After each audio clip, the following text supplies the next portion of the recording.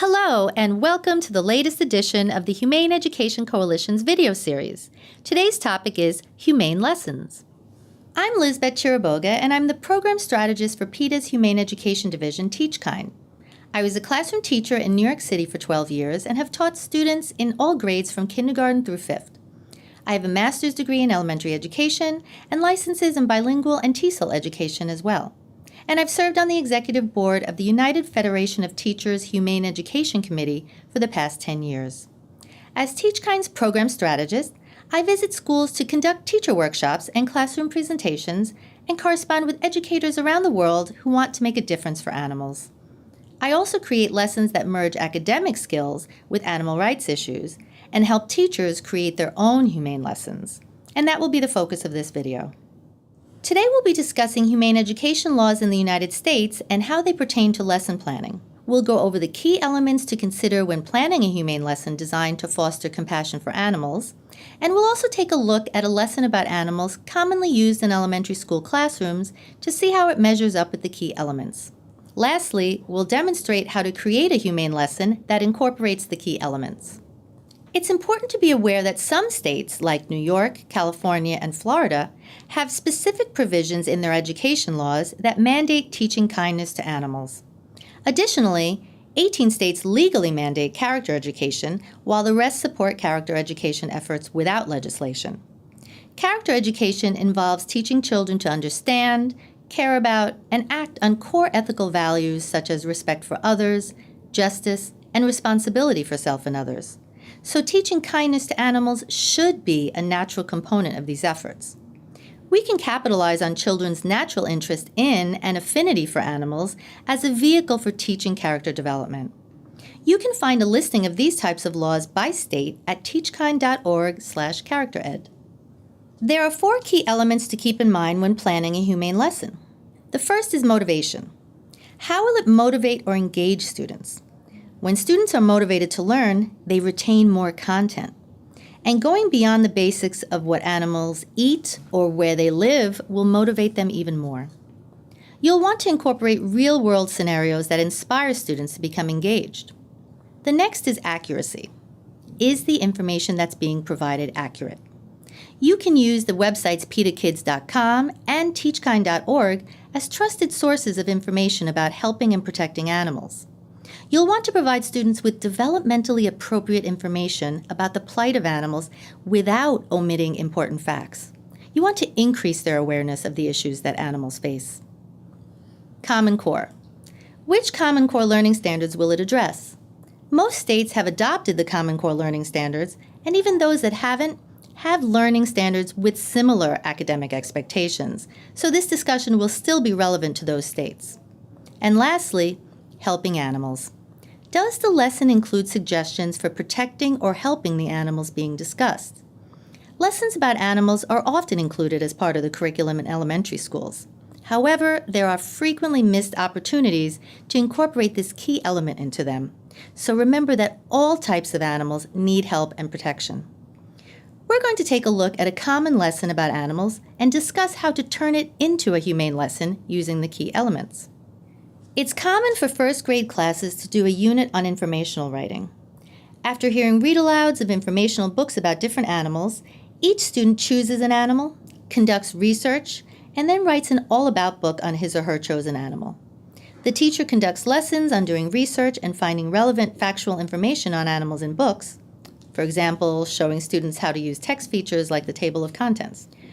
Students are given a template to use as a guide when deciding what to include in their books. They're instructed to research what the animals look like, what they eat, where they live, and what their babies are called.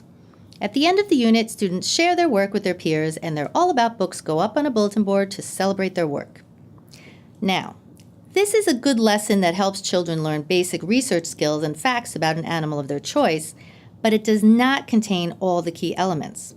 Although it's a great start, we can easily push it to the next level so that it includes all 4 elements.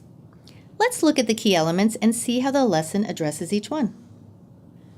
Motivation. This lesson is motivating to students because it taps into their affinity for animals and gives them a choice regarding which animal they study. There is more potential here to incorporate real-world scenarios, and some books will have information about an animal's plight. Accuracy. The teacher conducts lessons on locating key facts about an animal in trade books. It would also be helpful to use PETAKids.com in order to give students age-appropriate information about real-world scenarios. Common Core. The lesson addresses Common Core learning standards for writing informational text, including naming a topic and supplying facts, as well as participating in a shared research project. Helping animals. This is the element most commonly left out of lessons on animals, including this one. Many current children's books about animals include some description of their plight. For example, that polar bear's habitat is being destroyed, or that elephants are endangered because of poaching. In this case, it's up to the teacher to discuss what this means in a developmentally appropriate manner and to let kids know what they can do to help. You know your students best and can speak with sensitivity regarding their feelings about the things that are happening to animals. Showing them ways to help will really empower them. This is key.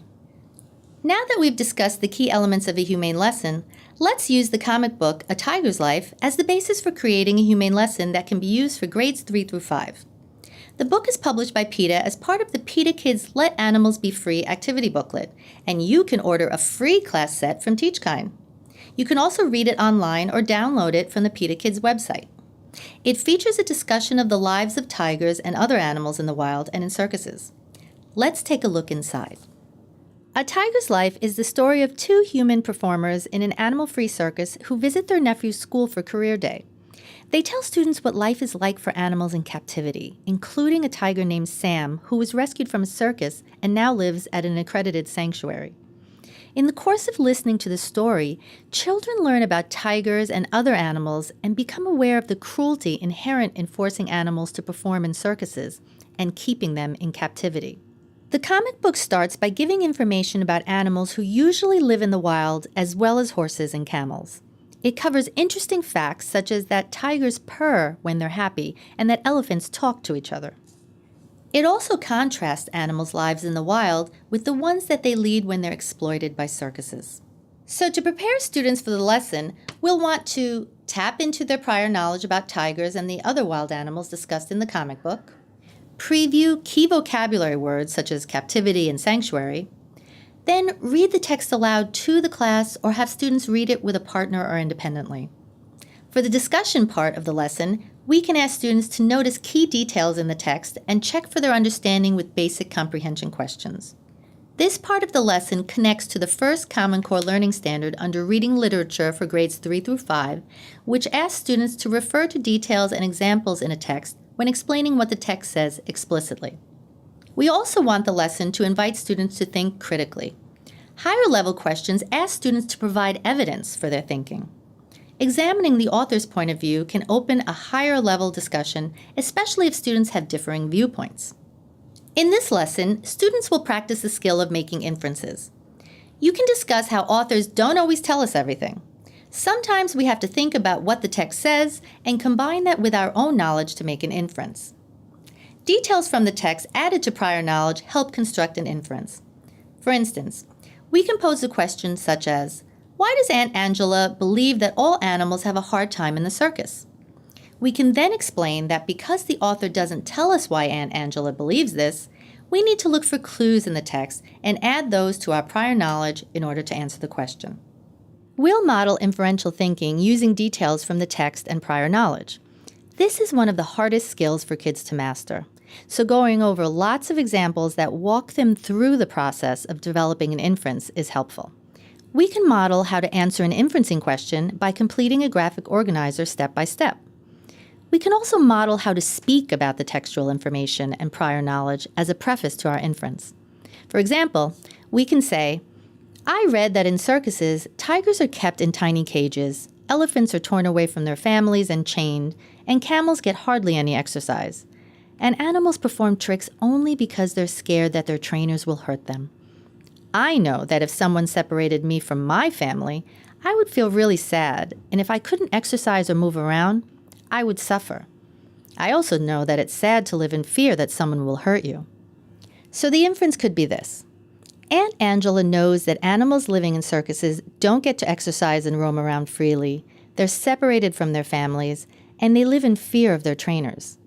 Family, freedom, and living without constant fear are essential to a happy life, so the animals must have a hard time in the circus. Kids may be sad about some of the information that they learn.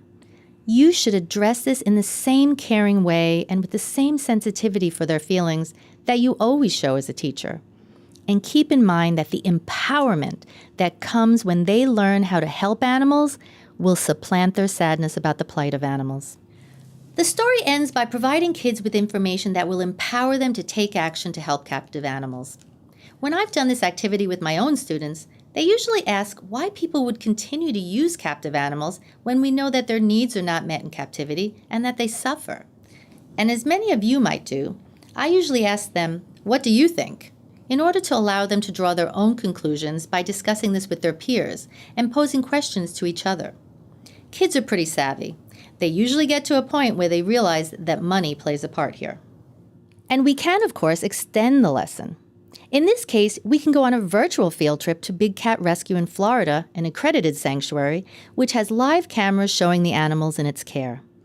True sanctuaries provide animals with a naturalistic environment that promotes their well-being by encouraging innate behavior. They also don't breed animals, use them for commercial gain, or allow the public to touch or hold them. You can visit PETA.org for more information on whether a facility is a true sanctuary. Live animal cams are exciting because they allow you to visit the world of wild animals in their natural habitats or accredited sanctuaries in real time without disrupting them. Live videos help your students experience what life is like for wild animals on the animal's own terms, not ours. And when you're talking to students about Big Cat Rescue, I'd encourage you to share the animals' stories to show why they needed to be rescued. You can find more information about other virtual field trips on TeachKind.org. Seeing animals on live cams set up on nature reserves across the globe when they're truly wild and free will help students understand why they're better off that way. Now, were all the key elements included in this lesson? Yes. Let's see how the lesson addressed each one. Motivation. This lesson engages and motivates students because it taps into their affinity for animals many of them are interested in. Tigers, elephants, zebras, camels, horses, and lions. It also provides them with information about the world they live in, and well-posed questions can encourage lively debate on the issue of using animals in circuses. Accuracy. A tiger's life comes from TeachKind, which is a trusted source that provides you with accurate information on animals. Common Core. The lesson addresses Common Core learning standards for reading literature by referring explicitly to details in the text and drawing inferences. Helping animals. This lesson helps students learn about the plight of animals in captivity. The PETA comic book presents information regarding how animals are exploited in circuses and contrasts this with their lives in the wild. It encourages kids to think about the ways in which we use animals in our society and how this affects those animals. And very importantly, the story gives concrete information about things kids can do to help captive animals. Additionally, examining the author's point of view about using animals in circuses opens the door for connecting the issue to students' own lives. The lesson also provides teachers with an additional resource, the website for Big Cat Rescue, which can help them offer even more concrete details about animals and how to help address their needs. Using a resource like this allows you to expose students to a current issue pertaining to animals and foster their innate interest in and affinity for them without sacrificing time needed for curricular demands and all the things that you're required to do as a teacher. Just keep in mind the 4 key elements when planning a lesson: motivation, accuracy, Common Core, and helping animals. And remember that this last one is the element that's most often overlooked. I'd also like to share some additional resources with you. For more details on creating humane lessons, you can visit TeachKind's website for the full webinar on this topic. We also have a great empathy-building program called Share the World that you can order for free. You can check out TeachKind.org for more lessons and activities and to order free class sets of our comics and stickers.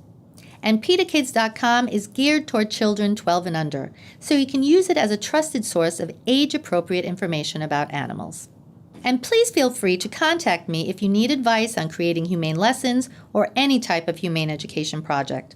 TeachKind is here to support compassionate K-12 educators in any way possible. Thank you so much and have a great day.